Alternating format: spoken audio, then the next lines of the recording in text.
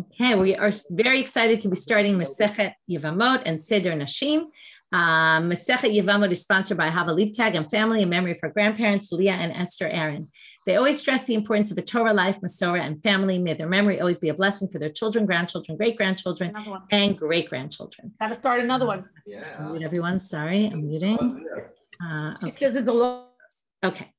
This week's learning is sponsored by Suri Davis Stern, who shared with us her almost Siyum Shas last night in honor of her son's engagement and daughter's wedding, Hakarata Tov Takadosh Baruch Hu, and the engagement of my son, Yosef Stern, to Rivka Cohen, and the forthcoming wedding of my daughter, Esther Stern, to Shai Goldman. Today's daf is sponsored by Harriet Hartman in loving memory of Professor Diane Ashton.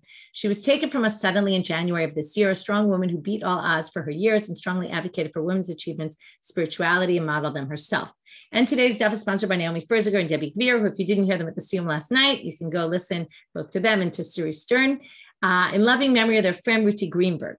Ruti was our wonderful, vivacious, and beautiful friend who died on Pesach 8 years ago. Ruti's chesed, which is exemplified in her name, Ruth, was just one of her special characteristics. Her optimism and strength, coupled with her joie de vivre, I'm not so great at the French, nor at the Yiddish from the other day.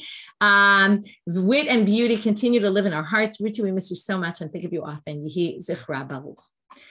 Okay, intro, a little bit to Masechet Yevamot and Seder Nashim. So first of all, we are starting a new Seder, as Rabbanit Michelle said beautifully yesterday, which I had never thought about, is that Seder Nashim is all about words. It's not all about women. It's really about words and the way you speak your words. And I thought how beautiful to think about the connection of husband and wife and communication and all that, right? It's all about words and communicating. So we'll talk about this theme as we go throughout. Now that I have it in my head and you do as well, we'll see this. If you didn't hear it, you can also listen. The Siyum is up from last night. So, okay. So that's Seder Nashim. Now, why does Seder Nashim start with Yevamot?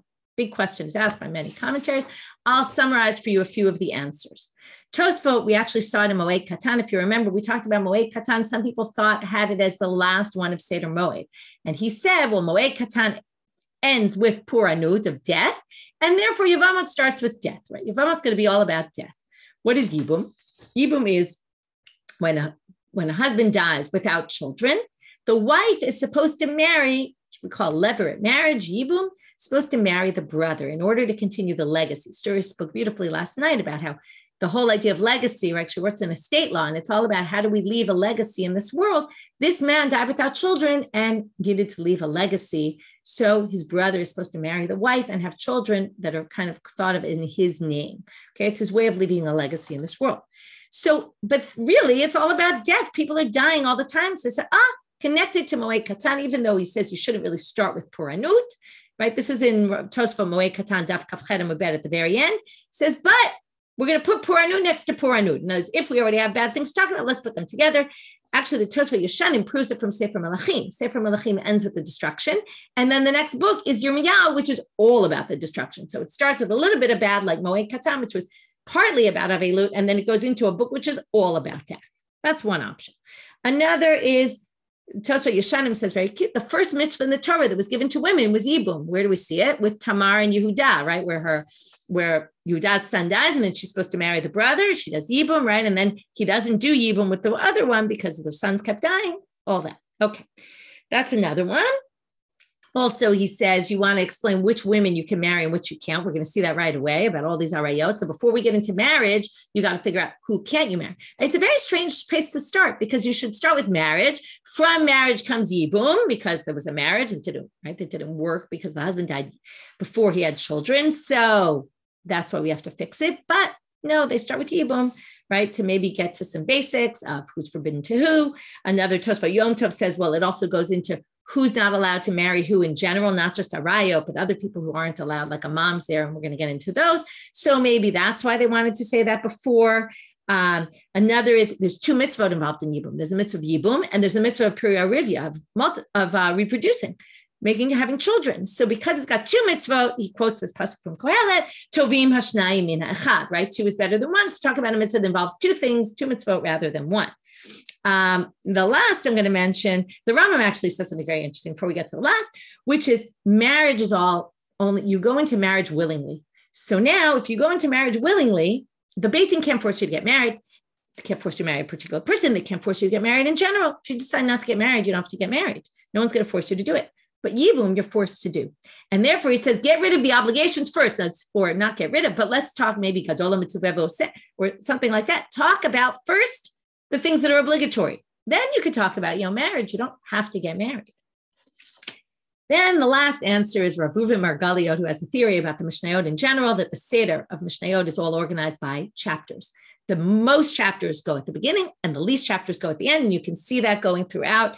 I can't remember if I think there might be some exceptions, but for the most part, it really actually works. And Yevamot is the most, and then he basically goes down, in how each successive book has fewer chapters. Okay. By the way, there's bookmarks. If you didn't get them and if you didn't receive them in the mail, wait a few more days. Hopefully it'll get to you. If not, you can contact us and make sure that you were on our list and that there wasn't a problem with the registration. If you didn't get order, we'll open it soon again and we'll do another set of orders. So that will go up in a little bit as soon as we finish from all the post-siyum, everything, probably next week. Okay, let's get started with Eboom. So what is Eboom? Okay, so this is what we said before. I'm going to read you the verses in the Torah. In Dvarim chapter 25, verse 5, it says, Ki yeshvu achim yachdav u'met echad mehem. If two brothers are together and one of them dies, uben en lo, and he doesn't have a son, lo tieh eshet hamet hachutza leish zal. Okay, she can't marry anybody else. Okay, Yevama yavo aleha, only the Yabam, which is the person who's supposed to marry her, the brother. The brother, it could be any of the brothers, we'll see, although there's a bit of who's better to, we'll get to all that later. But the brother's supposed to yavo aleha, engage in relations with her for the purposes of marriage. Ulekachalo liisha, and she becomes his wife. Okay, it's done a little bit differently than marriage. We'll talk about that later. But basically, she becomes his wife, v'yibma, and he does yibum with her, he fulfills the mitzvah. The first son that they have, Yakum al Shem Achiv Hamet, will be the legacy for the brother, and his name won't be wiped out from the Jewish people. But im lo yachpotz, we can't just always force marriage on someone. So if he doesn't want to, he doesn't want to marry her. She can go to the gate where the El Hazkenim, to where the elders sit. And she says, okay, this is what Rabbanit Leah talked about last night about speech. She has to say, Me'ein Yevami lahakim lachiv shem b'Yisrael lo hava yibni. He doesn't want to, she tells them. V'karu lo zignei ro, they call him, v'dibru elav, they speak to him, v'amar, and he gets up and he says, Lo chapatzti lekachta, I'm not interested. V'nigsha yivimto elav le'nei hazkenim, v'chaltza na'alo me'al haglo, very strange ceremony. She goes in front of everyone, she takes off his shoe, she spits in front of him, and she says, okay, we're getting up to Purim, same wording as in Purim. Okay, now in Purim, it was a very positive thing, right? This is what the king wants to do. No, this is what we do to a man who won't continue his brother's legacy. It's an embarrassing ceremony. And he is called the house of the one who had to do chalitza with the shoe, right? And it's a big embarrassment for him, even though people often look at the tekas as an embarrassment for the woman, but it's really an embarrassment. They embarrass the brother for not doing a mitzvah that's really important to do, even though they do give him an out, but they're not very happy about it. Okay, with that, I think those are our introductions. The other thing we need to know is, first of all, I would just want to mention there's a number of introductions on the Hadran site. Okay, so I recommend Dr. Ayala Hoffman lives in Shiur on, right, it's an audio Shiur on Introduction to Yevamot. Nikita Neufeld has her written introduction that we have for all the Masechtot. Rabbanit Leah last night did an intro in the Siyum, so if you didn't watch that, you can watch that. And Shuli Mishkin put up a thing about women historically, so that's another interesting post worth reading. Okay, here we start our Mishnah. The other thing you have to know is there's forbidden relationships in the Torah, right? There's all sorts of people who can't marry other people. So that's where we're going to start our Masechet. Now, our Masechet starts in a bit of a strange place because, again, you would have thought, and this happens many times, you would start with Eboom, the mitzvah of Eboom, who does it, details. No, you start off with who doesn't do Eboom. Okay, it's actually very interesting. I'll just kind of mention something that in Makot, for example, Masechet Makot starts off with Eidim Zomimim. Okay, witnesses and whatever. And basically it says, Ketzad ein Eidim Nasim Zomimim. All right, it starts, I'm trying to remember now, why am I forgetting? But it starts off with an exception to, when don't they get the punishment that they normally are supposed to get. Okay, when is there an exception to the rule? So often the Masechet starts off with an exception to the rule rather than the rule itself. It's a very interesting thing in general. Okay, so now it says, 15 nashim potchot tzarotehem v'tzarot tzarotehen min hachalitza u'min ha'yibum ad sof ha'olam. Okay, we're going to start our Mishnah, and soon I'm going to bring up all the pictures. There's 15 women who are exempt from Yibum, and they exempt not only themselves, they're exempt because what happens is, and we'll see in all these cases, what's going to call fall to Yibum, nafal Yibum. They fall to Yibum, meaning they end up having to do Yibum with someone who's a forbidden relative of theirs. Since they're exempt, not only do they become exempt, but sarotehen. If he had a second wife and the guy died, and they're all supposed to marry the brother, and there's only one brother, and the brother's forbidden to one wife, the other wife becomes forbidden as well. And if there's multiple, there's 10 wives, whatever it is, even though, right, again, mentioned this at the Siyum, it's not typical that they had many wives. Most of them really only have one wife, but they are discussing these situations. You'll see some of these situations are quite unrealistic, also because we're going to have people marrying grandparents' age and things like that. But we're just getting into technical details and not necessarily all practical cases. And sarot sarotehen, which we'll have to see what that is. I don't want to get to all that now. Mina chalitza u'mina yibum ad sof ha'olam. Okay, they'll be exempt from chalitza and yibum. Again, you have to do yibum. A woman, her husband dies without children. She can't marry anybody else until she does either yibum or chalitza.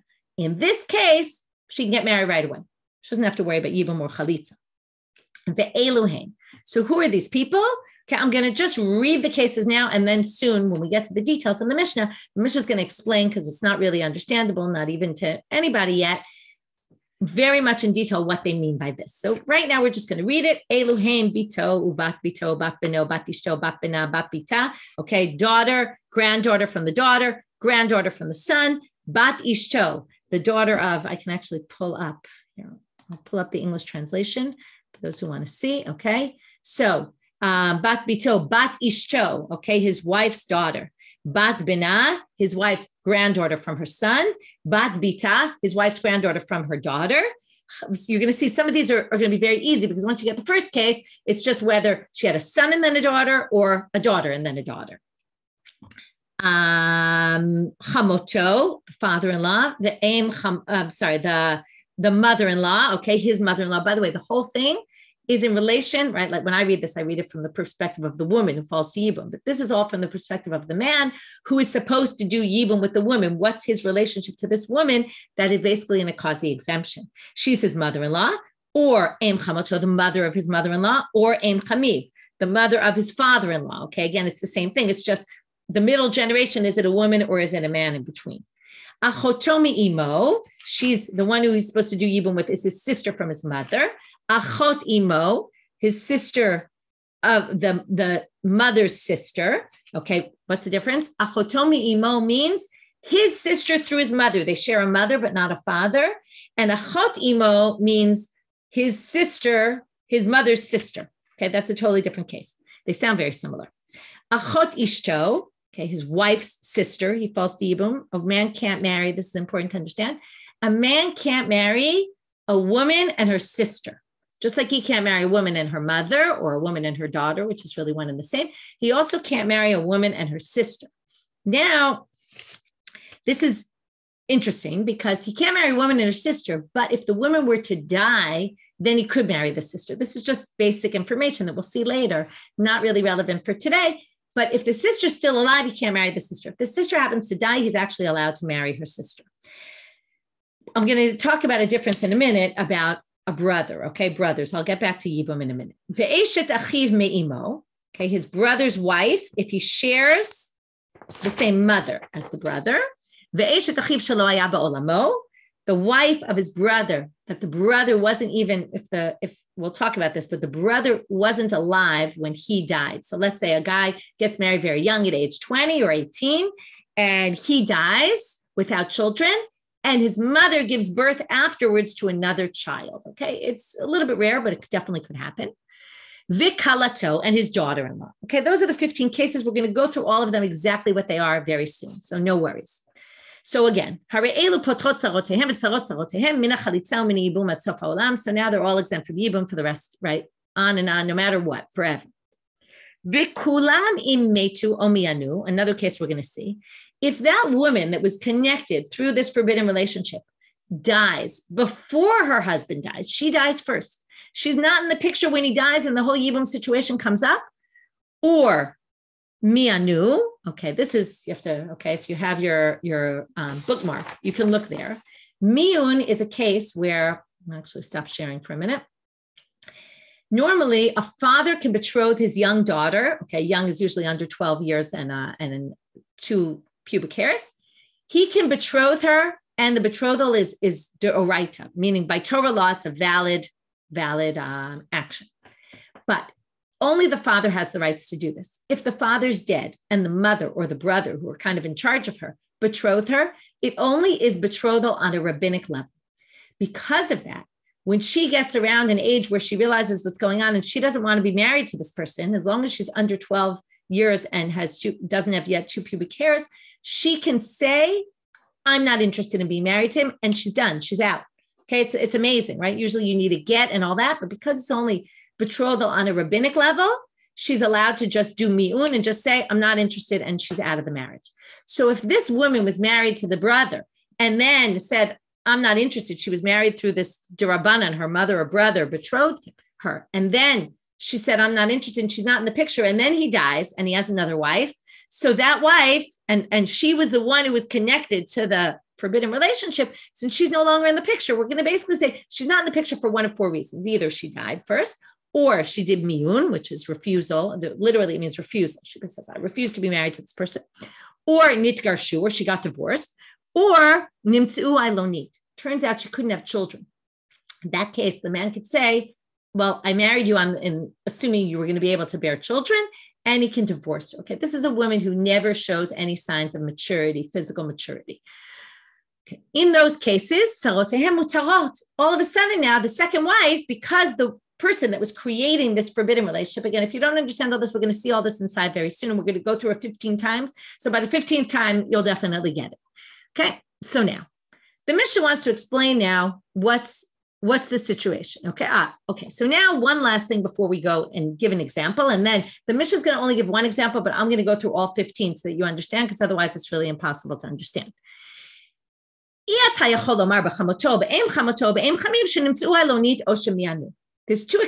There's 3 exceptions which don't apply to, in other words, we said all of these people, if they died or they did refusal or they got divorced or it turns out they couldn't have children, well, mi'un and not being able to have children aren't relevant when you're talking about a mother-in-law or the mother of a mother-in-law, because you can't possibly have, right, the mother of a mother, right, the mother of the mother-in-law, the mother of the father-in-law. They obviously had children already. So they can't be so young that they didn't have children, and they can't be in a situation where they didn't have children. So even though everything applies to all 15 cases, other than those 2 things don't apply to those 3 characters.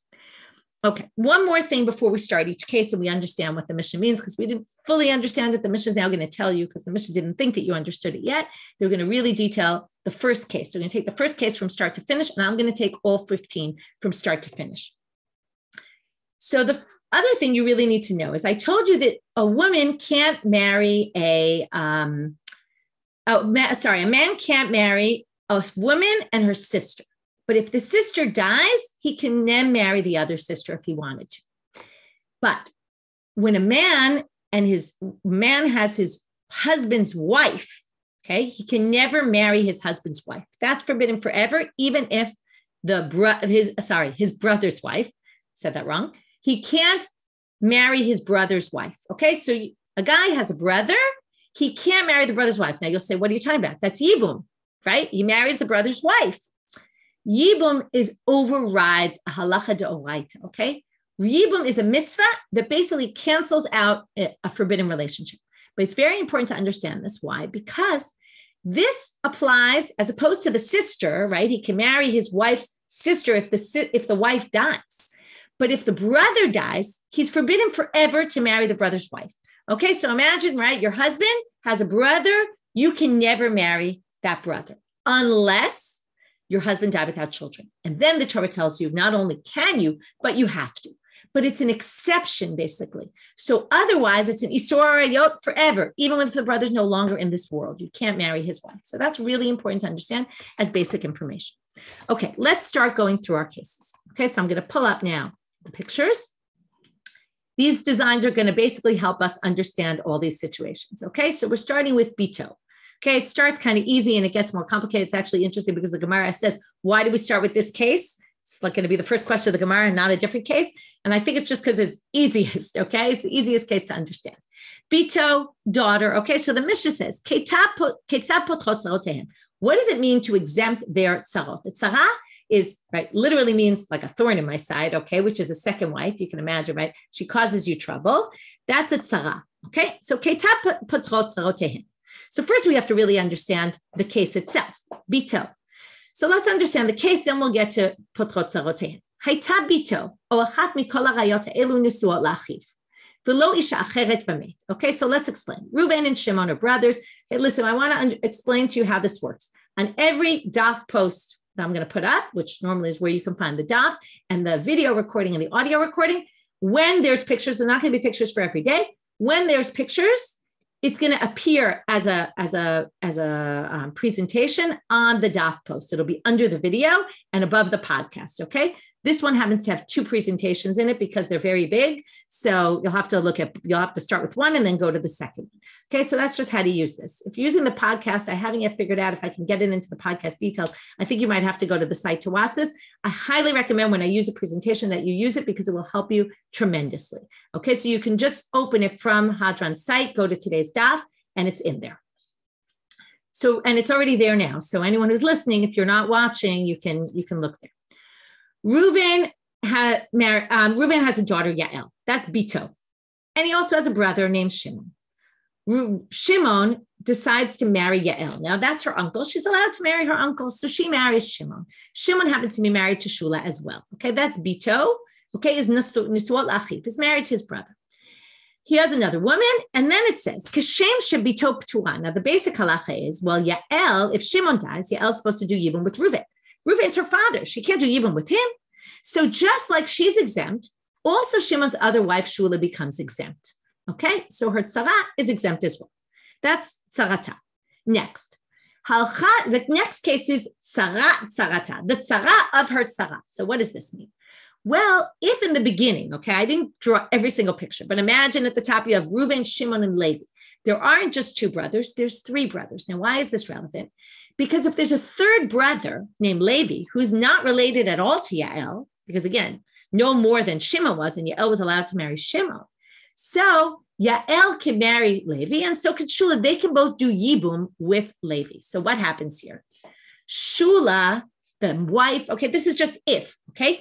If Shula, it could have been Yael also, but here we want to get to Yael can not only exempt Shula, she also exempts Shula's tzara, which means that if Shula does Eboom with Levi, and Levi has another wife named Ruchama, in all these cases, the tzara is going to be Shula, and the second wife is going to, the second wife from the second marriage is going to be Ruchama. So Shula does Eboom with Levi, and Ruchama is also married to Levi.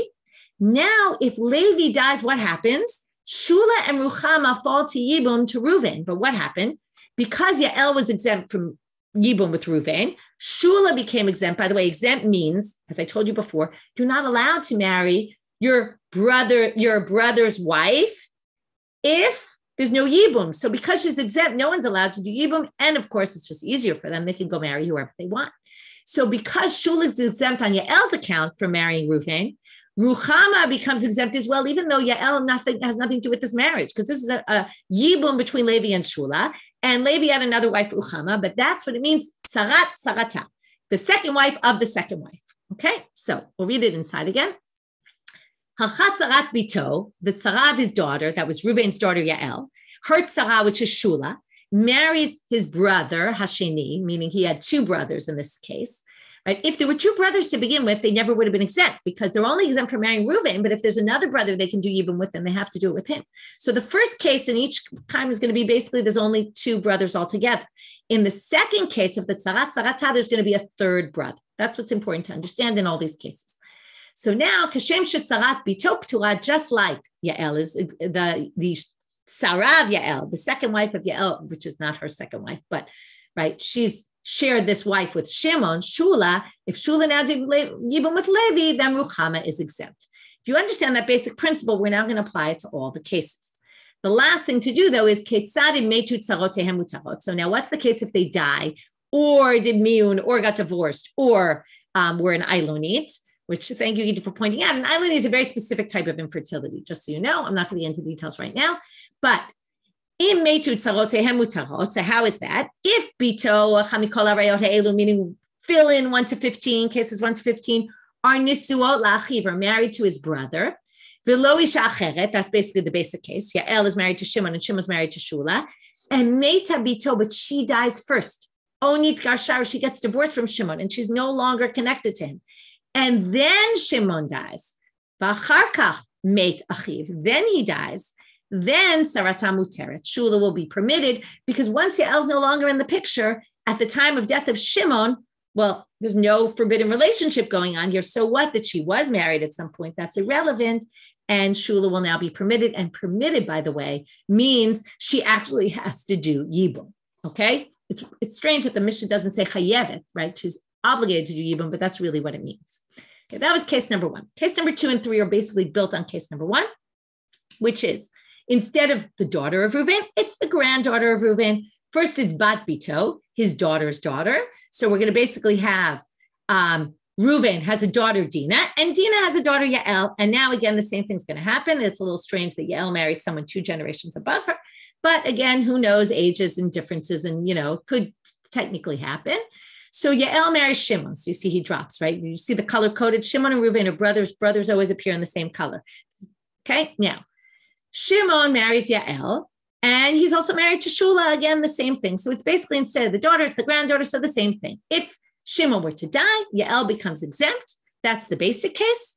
Potrot tzarotehen, they exempt their tzarot. That means Yael causes Shula to be exempt as well from Yibum with Reuven.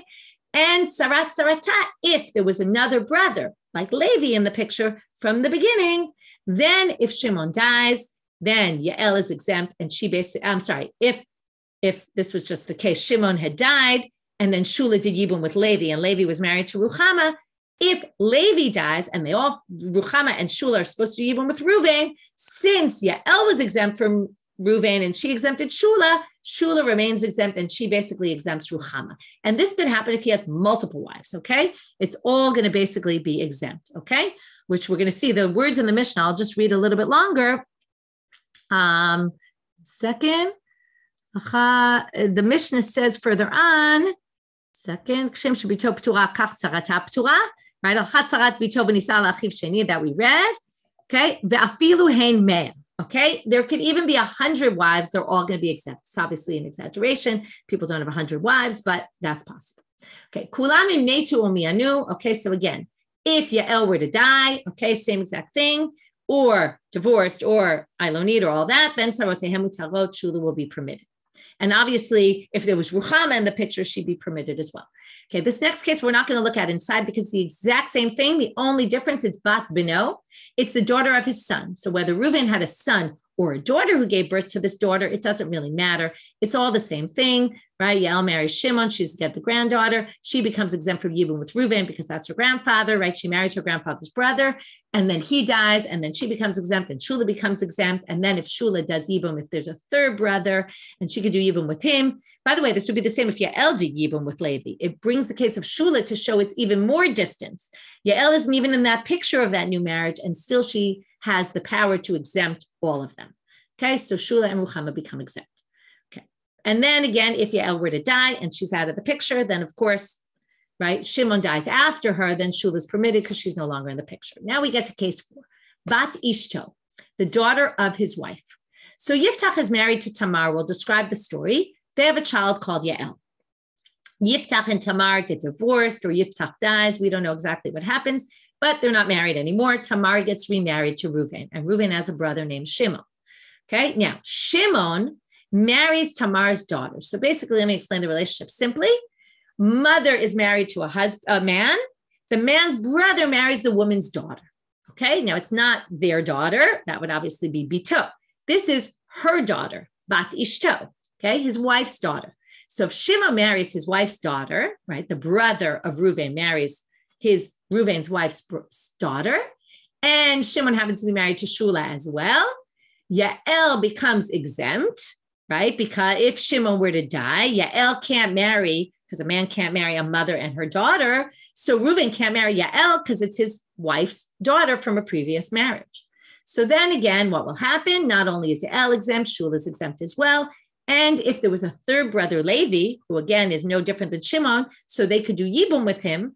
So if Shula does Eboom with Levi, then Sarat Sarata, right? This is Shula, if Levi dies, and then again, Shula and Ruchama fall to Eboom to Reuven, so they're all going to be exempt.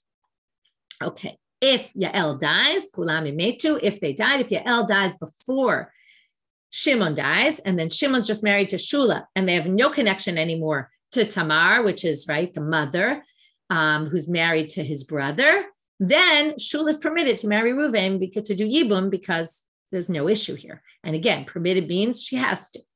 Now we're going to do the exact same thing, again, double. Bat bina ubat bita. We're going to jump down a generation. Instead of Yael being Tamar's daughter, she's David's daughter, and David is Tamar's son. So we're basically going to say Tamar's granddaughter from her son, and then it's going to be Tamar's granddaughter from her daughter, right? There's going to be three women rather than woman, man, woman. Okay, but again, the main character is Yael, who's the granddaughter now. So again, Tamar was married to Yiftach. They have a son. That son has a daughter, Yael. Then they get divorced, or he dies. Then she marries Reuven. And then again, Yael, the granddaughter in this case, marries Shimon. Shimon has another wife, Shula. And then since when Shimon dies, Yael's supposed to do Yibum with Reuven, and he's married to her mother. She can't do that. So she's going to be exempt, and she's going to exempt Shula. And again, if there's a third brother that they can marry, and then he does Yibum with Shula, and then there's another wife of his, Ruchama, and Levi's to die, and again, they fall to Yibum to Reuven. Because Yael was exempt, that's going to exempt Shula, and because Shula is exempt, that's going to exempt Ruchama. Okay, and again, if Yael, the granddaughter, were to die before this whole thing happened, right, before Shimon died, then Shula will be permitted. Okay, Bat Bita, this is the exact same case, so you can look at it on your own if you want, but it's just that Tamar had a daughter instead of a son, and that son had a daughter. Chamoto, we're up to case number 7, we're getting through. Chamoto, okay, that's mother-in-law, his mother-in-law. So again, what's going to happen? He's supposed to do Yibum with his mother-in-law. We're now going a flip generation. Until now, it's been the lower generation. Now we're going to go up a generation. How's this going to work?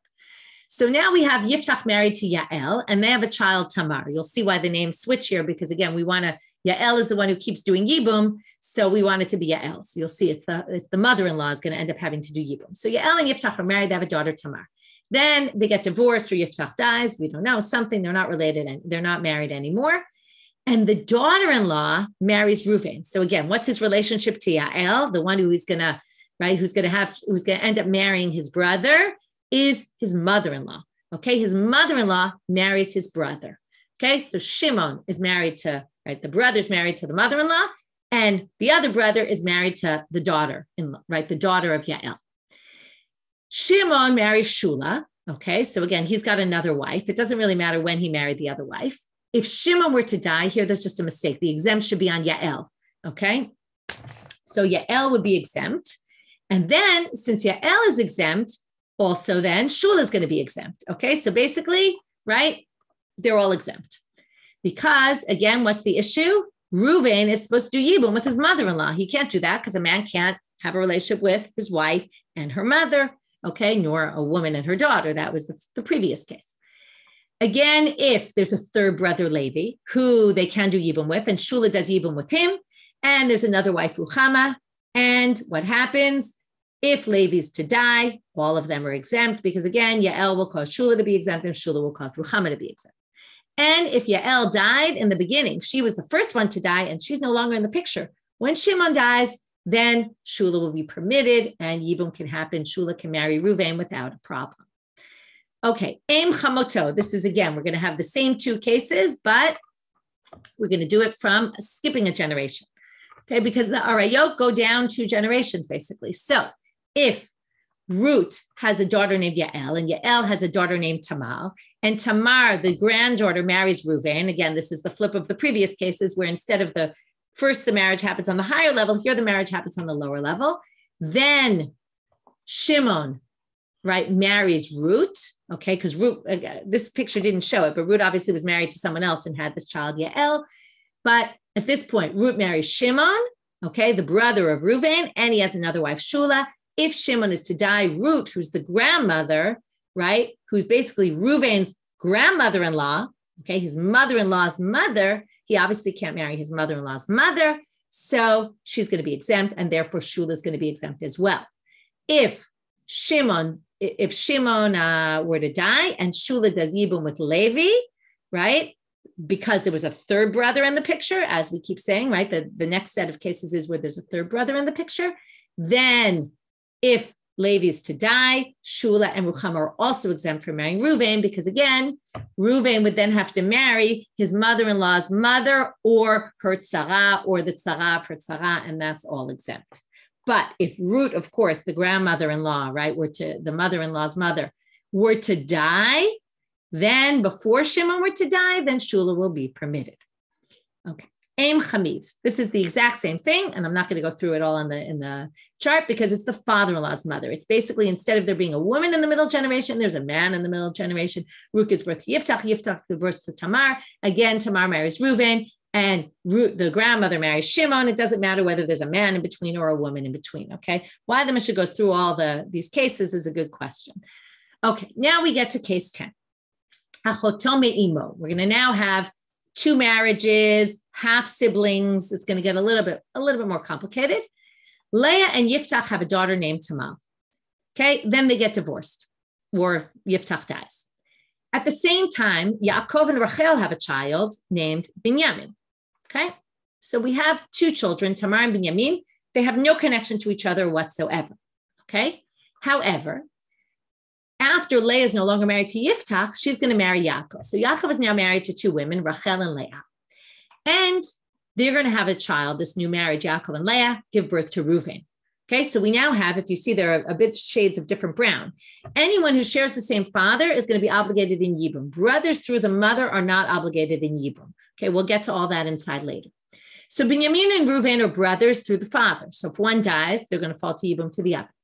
Now, if you remember, we started off with Binyamin and Tamar, who are each from these two separate marriages. Only later, right, there's some connection between them. But they're not legally connected at all. Tamar's parents are Leah and Yiftach. Binyamin's parents are Rachel and Yaakov. They can get married, no problem. So they get married, but what's the problem? That when Binyamin dies, and assuming Binyamin has another wife, Shula, Tamar is exempt from doing Yibum with Reuven because Reuven is her husband's brother from the, right, she's supposed to do Yibum with him because he's the brother from the father of Binyamin, of her husband, but they share the same mother. Leah is Reuven's mother and Leah is Tamar's mother. So that's what's called Achotome Imo, his maternal half-sister. He can't marry her. So because she's exempt, she exempts Shula as well. And then again, now here's the tricky part. Where does the third brother come in? It's not Reuven's brother because that would be the exact same relationship. That would be Erva. It would have to be that Binyamin has another brother named Yosef. And if Binyamin has a brother who theoretically Tamar could marry, but, right, let's say, so not only could she marry, so when Binyamin dies, Shula decides to do the Yibum with Yosef. It could have been Tamar, but if Shula does it and he's married to Ruchama, then even though Tamar is not married here, right, she's not connected to Yosef, but since she was with Binyamin and she exempted Shula, Shula now falls to Yibum, to Reuven, to the original brother, because that's the only brother left of Binyamin. And basically, she is exempt and Ruchama is exempt as well. Right, again, I'm just going to review. Even if Tamar had done Yibum, of course, the tzara would be exempt. But the chiddush here is even if Shula, who has no relationship to Reuven at all, only through the first marriage with Tamar, she's still going to exempt Ruchama. Okay, case number, now what if she died? So who would die? Tamar would die before Binyamin died. Remember, Tamar and Binyamin were from two different marriages, but they're connected because Binyamin is the half-brother of Reuven. So if Tamar were to die first, and then Tamar is half-sisters with Reuven, but if she's dead and Binyamin's married to Shula, then when Binyamin dies, Shula is permitted. Achot Imo, the sister of his mother. Okay, so now we get to the mother's sister. So what happens here? Yaakov has two wives, Yael and Leah. Leah happens to have a sister, Rachel. She's not married to Yaakov at all, okay, even though, right, in the Tanakh they are, but here she's not married. So Leah has a sister. Now, Yaakov has a child with Yael named Reuven and a child with Yael named Shimon. So Shimon and Rachel are a problem because Shimon's relationship to Rachel is the sister of his mother. He can't marry her. We said that a woman can marry her uncle, but a man can't marry his aunt. So again, what's going to happen? Well, who's Rachel going to marry? The person she can marry. She marries Reuven. That's okay because Reuven is not connected to her at all. So she marries Reuven. Reuven marries Shula, and then Reuven dies. Rachel falls to Eboom to Shimon, but Shimon is her sister's son. Okay, or from his perspective, the mother's sister. So she's exempt, and therefore Shula is exempt. And if Reuven were to have another brother that theoretically they could do Yibum with, because again, Rachel was not connected to anyone on that side. So again, if Reuven died and Levi was there, and Levi did Yibum with Shula, and then Ruchama was also married to him, again, if Levi died, then everyone would be exempt.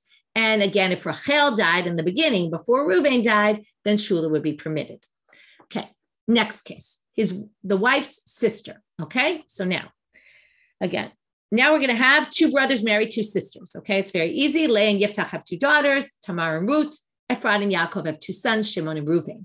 Now, the brothers married the sisters. Okay, Reuven marries Tamar, Shimon marries Ruth. Now you're going to see the problem because again, what did we say? You can't marry your sisters. You can't marry a woman and her sister. So if Shimon has a second wife as well, and Shimon dies, Ruth's supposed to marry Reuven, but Reuven's married to her sister. Of course, he can't marry her. So again, she's exempt, Shula's exempt. And if there was a third brother in the picture, Shimon and Levi had a third brother, this is a very simple case, then Shimon were to die and Levi did Yibum with Shula, and there was Ruchama who was also married to Levi, and Levi died, all those women would be exempt from marrying Reuven, doing Yibum with Reuven because of the first woman, because of Ruth.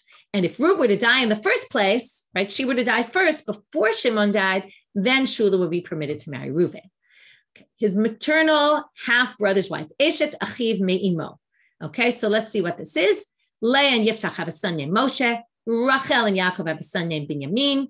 And Leah and Yiftach are no longer married, and Yaakov marries Leah. So Leah's now married. Leah and Rachel are now married to Rachel and Yaakov. But Leah, right, Yaakov and Leah are going to have a son named Reuven. He's half brothers. So now there's two half brothers. There's a half brother from the father, which is Binyamin, and a half brother from the mother, who's Moshe. Okay, now here it gets a little more complicated. Moshe marries a woman. Okay, that's just a random woman. Her name is Esther here.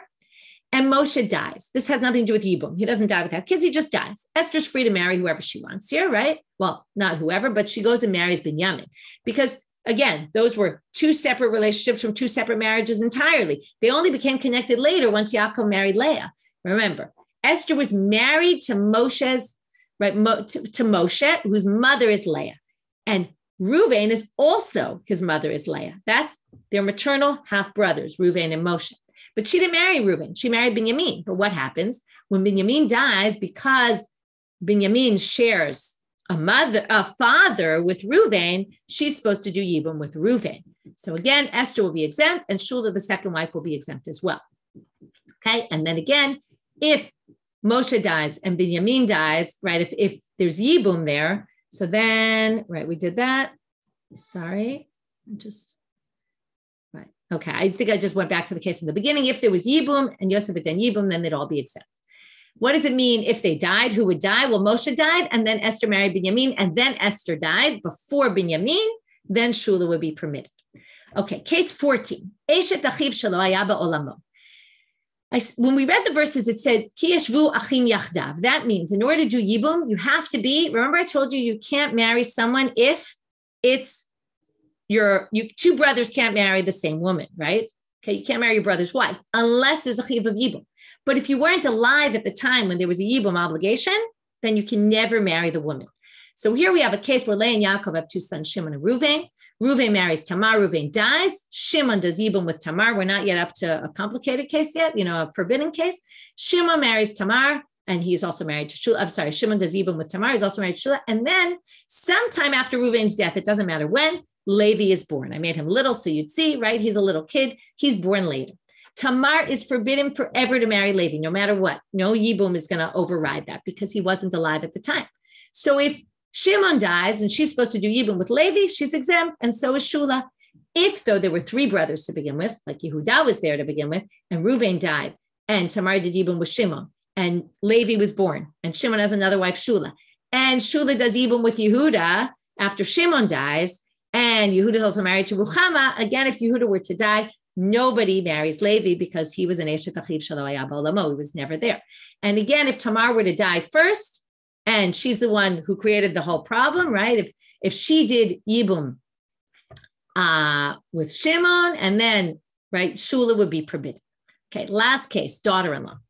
Shimon and Reuven are brothers and has a son, Yiftach. Yiftach marries Yael. She's the daughter-in-law. Okay, Yiftach dies. Yael marries Shimon. She marries Reuven's brother. Now, Reuven, that's okay. It's Reuven's daughter-in-law who marries his brother. But if Shimon dies again, then she can't marry, Reuven can't marry his daughter-in-law, so she's exempt, and then Shula will be exempt as well. If they had a third brother, Levi, this is already pretty easy. By now you should get this. If there was a third brother, Levi, and Levi did Eboom with Shula, then they would all be exempt if Levi died, because again, because of Yael can't marry Reuven, so none of the others can marry Reuven as well. And in this case, Kulam Metu, if Yael were to die, then Shimon. And then Shimon were to die, then Shula would obviously be permitted to Reuven because there's no relationship anymore. Okay, those were our 15 cases. I'm still trying to breathe, but okay. We're just going to finish the Mishnah now. Okay, so we read most of the Mishnah. We're now at the last line. If